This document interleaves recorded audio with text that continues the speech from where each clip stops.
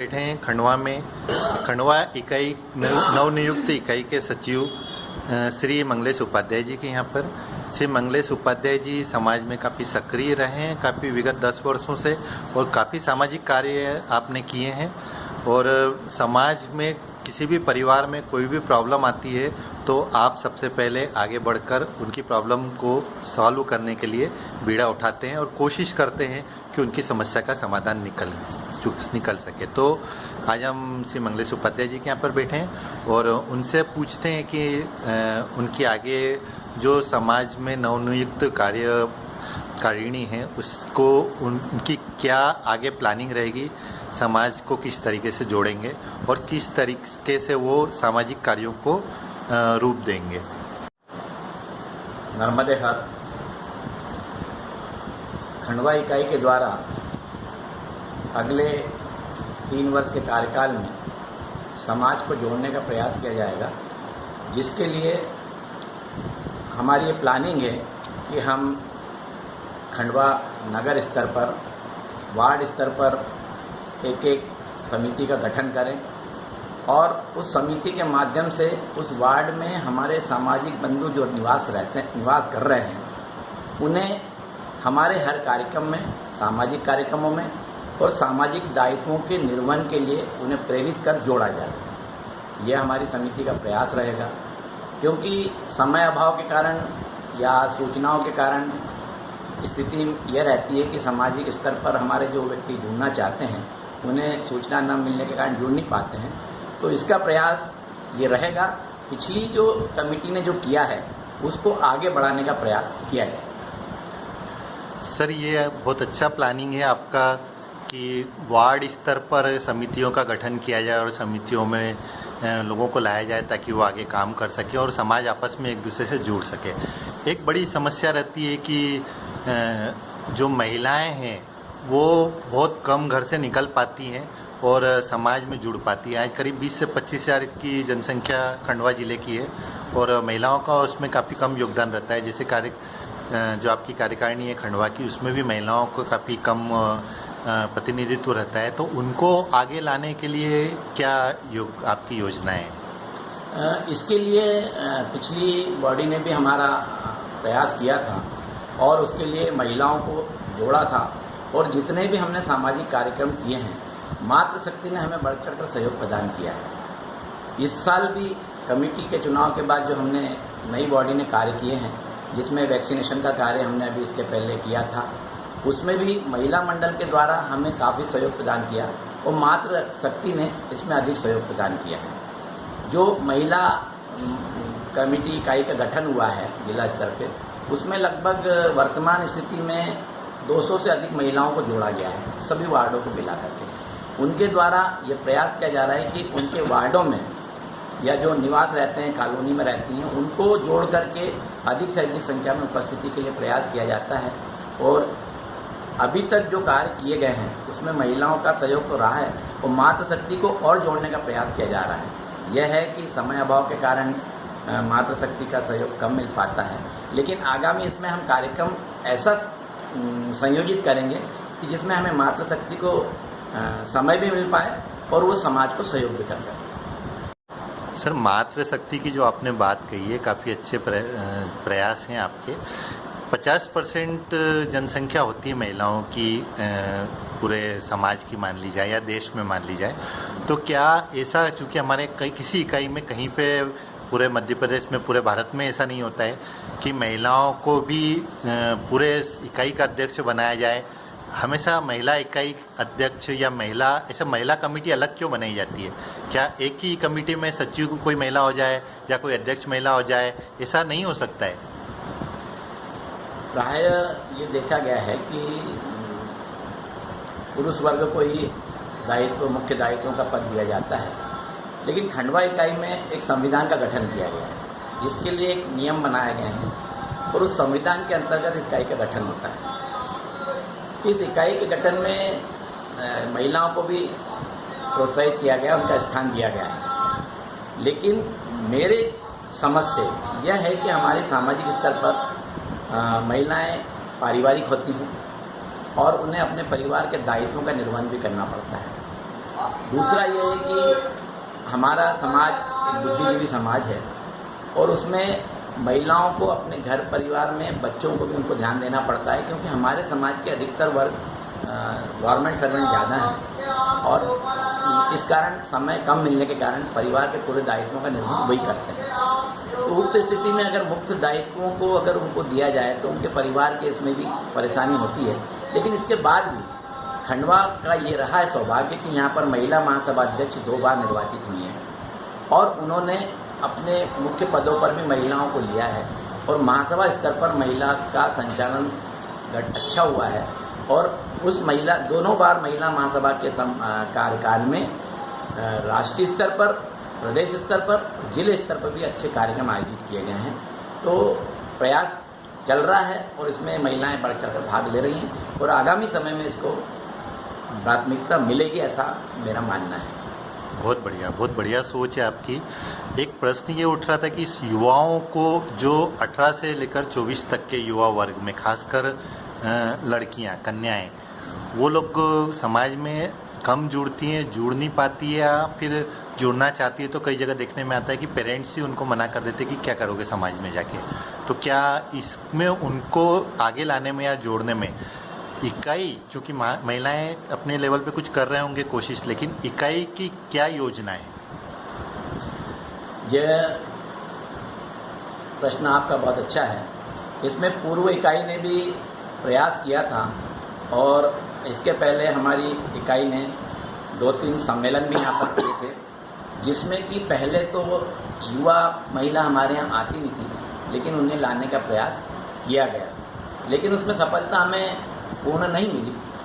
उसी क्रम में हम आगे, हमारी इकाई भी वर्तमान ये प्रयास करेगी कि हमारे युवा महिलाएं हैं जो, उन्हें सामाजिक कार्यक्रमों में लाया जाए और जिन परिवारों की या जिन हमारे सामाजिक बंधुओं की ये सोच है कि आप क्या करोगे और सिर्फ पढ़ना ही या पढ़ाई के लिए अपना समय न देना, इसको एक प्राथमिकता देकर हम एक अभियान चलाने का प्रयास करेंगे और सामाजिक स्तर पर युवा महिला लॉबी भी जुड़े और अपने कार्यक्रमों को, अपने समाज के जो नियम हैं, समाज के जो रिवाज हैं और समाज की जो परंपरा है, उसका पालन करने के लिए उन्हें प्रेरित करें। ऐसा हम कार्यक्रम एक संचालित करें।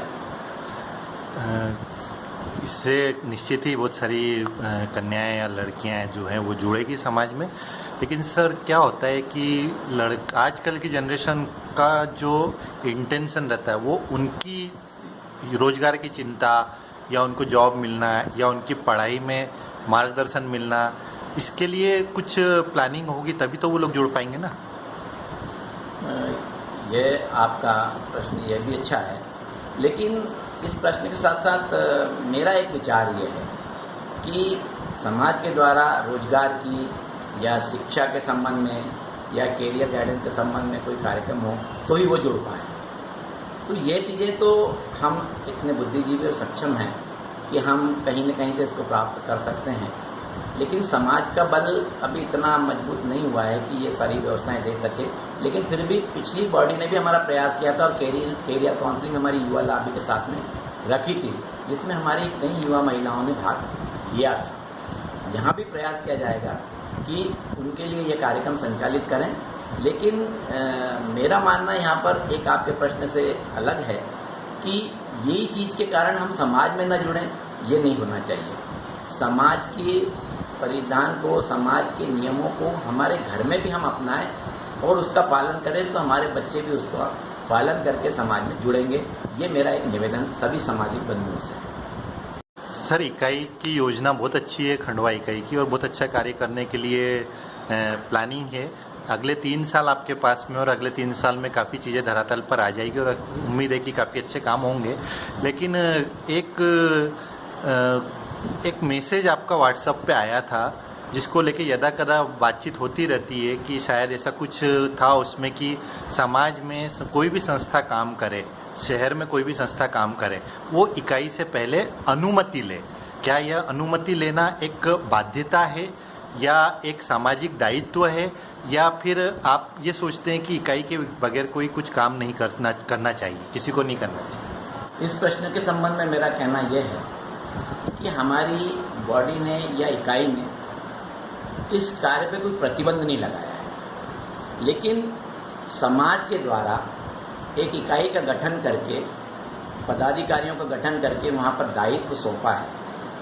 तो सामाजिक कार्य करने के लिए उन्हें इस चीज़ के अवगत कराना पड़ेगा, क्योंकि कल को कोई भी संस्था, कोई भी व्यक्ति समाज के नाम से राशि इकट्ठी कर ले। कमेटी ने यह निर्णय लिया है कि कोई भी व्यक्ति अगर पर्सनल अपने नाम से समाज का कार्य करने के लिए कोई चीज़ अगर आहूत करता है व्हाट्सएप पर या इलेक्ट्रॉनिक मीडिया पर, तो हमें कोई आपत्ति नहीं है। लेकिन समाज के नाम पर, खंडवा जिले के समाज के नाम पर अगर वो करता है तो इसका विरोध किया है।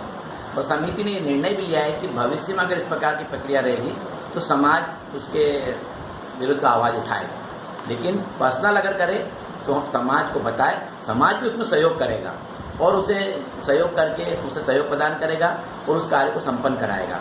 लेकिन समाज के बिना नॉलेज में लाए अगर वो कार्य करते हैं तो वो गलत है, क्योंकि एक संस्था गठित करिए, समाज ने विश्वास किया है, तो विश्वास किया है तो समिति के ऊपर विश्वास करके समाज को उसका अवगत कराना चाहिए। ये हमारा एक निर्णय लिया है, हमने, बाध्यता नहीं है। उसमें यदि समाज के कुछ लोग मिलकर सामाजिक कार्य करना चाहते हैं और यदि उन्होंने कुछ सामाजिक कार्य के लिए पैसे इकट्ठे करके समाज के लोगों की ही मदद की है या करना चाह रहे हैं, तो क्या उसको गलत माना जाएगा? गलत नहीं माना जाएगा, लेकिन अगर आप कोई कार्य कर रहे हैं समाज के नाम से तो उसको बॉडी को अवगत तो कराना पड़ेगा आपको। इसके लिए बाध्यता है अवगत कराने के लिए? बाध्यता नहीं है, हमने एक निर्णय लिया है कि ऐसा होना चाहिए। मतलब ये आप बोलते हैं कि उनकी सामाजिक दायित्व बनता है कि वो अवगत कराएं। अगर कोई सामाजिक कार्य कर रहे हैं तो उस सामाजिक कार्य के लिए अपने, अगर हमने कोई दायित्व किसी को सौंपा है, जिस प्रकार से कि आपको मैं स्पष्ट बताऊं कि परिवार में अगर कोई बेटा काम करना चाहता है और अगर कोई काम करेगा तो अपने पिता को, माता को अवगत तो कराएगा ना कि मैं काम कर रहा हूँ, भले वो उसके नाम से कर रहा हो, लेकिन उसको पिता और माता को अवगत कराना पड़ेगा। वैसी स्थिति जब आपने कमेटी को विश्वास करके गठन किया है, समाज के दायित्वों का सौंपा गया दायित्वों को, तो इसके लिए आपका भी दायित्व बनता है कि उसके लिए उस कमेटी को अवगत कराना चाहिए। बहुत बढ़िया। और सर एक चीज़ और ये क्वेश्चन भी आता है कि यदि कोई संस्था समाज के लोगों ने मिलकर गठित कर ली, जैसे कि निमाड़ प्रांतीय नर्मदी ब्राह्मण धर्मशाला जो है वो एक संस्था है जो मध्य प्रदेश सरकार के फर्म्स एंड सोसाइटीज रूल्स में रजिस्टर्ड संस्था है ना। ऐसी किसी दूसरे ने कोई संस्था गठित कर ली तो वो यदि कोई सामाजिक कार्य कर रहे हैं तो वो क्या उनका भी दायित्व रहेगा या वो अपने लेवल पे अपना काम करते रहें, जैसे छात्र सहायता संस्था है या और दूसरी संस्था है, कि उनको भी इकाई को बताना जरूरी रहेगा? समाज की जो रजिस्टर्ड संस्थाएं हैं, जैसे छात्र सहायक संस्था है और जो मंडल बने हुए समाज के द्वारा जो बनाए गए हैं और जो वर्षों से चले आ रहे हैं, जैसे विष्णु सहस्त्रनाम मंडल है, छात्र सहायक संस्था है, अगर ये काम करती है तो उसमें कोई प्रतिबंध थोड़ी, वो स्वतंत्र हैं और वो समाज के द्वारा बनाई गई हैं तो वो काम कर सकती हैं। लेकिन चार लोग मिलकर अगर कोई काम कर रहे हैं और उस काम को अगर वो सामाजिक रूप से करना चाहते हैं तो वो अगर समिति को अवगत कराते हैं तो समिति भी उसमें सहयोग प्रदान करेगी और उत्साह के रूप में हम उनके साथ में काम करेंगे और उन्हें सहयोग प्रदान करेंगे। बहुत बढ़िया, आपकी सोच बड़ी विस्तृत है और काफ़ी अच्छी है। सर एक, चूँकि मैं खंडवा में ही हूँ और व्हाट्सएप के ग्रुप से जुड़ा हूँ, व्हाट्सएप में तो आजकल बहुत सारी चीज़ें चलती रहती है। एक क्वेश्चन अभी कुछ दिनों पहले चल रहा था कि ऑक्सीजन कंसंट्रेटर जो खरीदे गए हैं, समाज में लोगों की मदद हो रही है, उससे काफ़ी लोगों का इकोनॉमिकल सहयोग उसमें रहा है और कुछ पैसा शायद अमाउंट वगैरह का कुछ मैटर था कि कुछ समिति के पास में अभी पड़ा हुआ है, तो क्या उससे रिलेटेड कुछ निर्णय लिया गया है कि वो पैसों का, हालांकि ये आपका व्यक्तिगत इकाई का मामला है, और क्या उससे संबंधित कोई निर्णय है कि उन पैसों का भी समाज के लोगों के लिए उपयोग होगा या वो समिति के अकाउंट में समिति के लिए उपयोग में आएंगे? इस कार्य के लिए जो सामाजिक बंधुओं ने सहयोग दिया है, सबसे पहले तो उन सबको बहुत बहुत धन्यवाद। और ऐसी स्थिति अगर स्वास्थ्य के संबंध में कभी आगामी इसमें बैठती है तो सामाजिक स्तर पे और भी सहयोग प्रदान करेंगे, समिति उनसे अपेक्षा करती है। हमारे यहाँ समिति के द्वारा उक्त राशि में से 1,20,000 रुपये की हमने 2 मशीनें खरीदी थी और बाकी पैसा हमारे पास लगभग 39,000 रुपये बैलेंस है। ये कमेटी में हमने पूरा हिसाब प्रस्तुत कर दिया है और उस राशि से कमेटी में हमारे द्वारा निर्णय लिया गया है कि उस राशि का उपयोग स्वास्थ्य के इसमें किया जाए। कार्य के लिए हमारे अध्यक्ष महोदय के मार्गदर्शन में हमारी कमेटी में एक स्वास्थ्य प्रकोष्ठ का गठन भी किया गया और उस स्वास्थ्य प्रकोष्ठ के माध्यम से ही हम इस राशि का उपयोग करेंगे। और प्रकोष्ठ के द्वारा ये प्रस्तावित किया गया हमारी कमेटी में कि इससे स्वास्थ्य के संबंध में, जैसे व्हील चेयर है, एक बेड जो होता है जो लोगों के यहाँ नहीं होता है जो वो, और वॉकर वगैरह ये रखें, जो कि किसी सामाजिक बंधु को अगर आवश्यकता हो। हम ये नहीं चाहते कि ईश्वर से कृपा करते कि इसकी आवश्यकता न पड़े, लेकिन भविष्य में अगर पड़ती है तो उसके लिए ये व्यवस्था करने का प्रयास उस राशि से किया जाएगा। इसी के साथ में अभी मृदुल बारके जी के इसमें भी अभी एक मैसेज चल रहा है, तो हमारी कमेटी ने उसी राशि से स्वास्थ्य प्रकोष्ठ के माध्यम से विचार करके 11,000 रुपये उन्हें देने का निर्णय लिया है, जिसको कि हम उस राशि का उपयोग करने के लिए स्वास्थ्य के लिए दिया जाए। बहुत बढ़िया, और उम्मीद है कि भारती जी से थोड़ा सा सहयोग मिलेगा उनको। अब अंत में यदि आप युवाओं को जो है कुछ संदेश यदि ऐसा देना चाह रहे हैं और समाज के अन्य सदस्यों को कोई ऐसा संदेश देना चाह रहे हैं जो आपके मन में और समाज जनों तक पहुंचाना चाह रहे हैं, तो आप कहिए। मेरा एक सभी मेरे युवा साथियों से निवेदन है कि हम नार्मदी हैं और सामाजिक दायित्वों का हमें निर्वहन करना चाहिए। उक्त स्थिति में सबसे पहला यह है कि हर एक युवा उपनयन संस्कार के नियमों का पालन अवश्य करे, ये मेरे स्वयं के उद्गार हैं। और गायत्री का जाप हर व्यक्ति करे और समाज की जो एक प्रतिष्ठा है धार्मिक, उससे जुड़कर उसके नियमों का पालन करें और आगे बढ़ें, यही मेरी एक प्रार्थना सभी युवाओं से है। बहुत अच्छे आपके विचार समाज के लोगों तक पहुंचेंगे और कई प्रश्न जो समाज के मन में था, समाज के जनों के मन में था, उसको हो सकता है कि उनका समाधान उनको प्राप्त हो गया होगा। इसी के साथ में नर्मदे हर।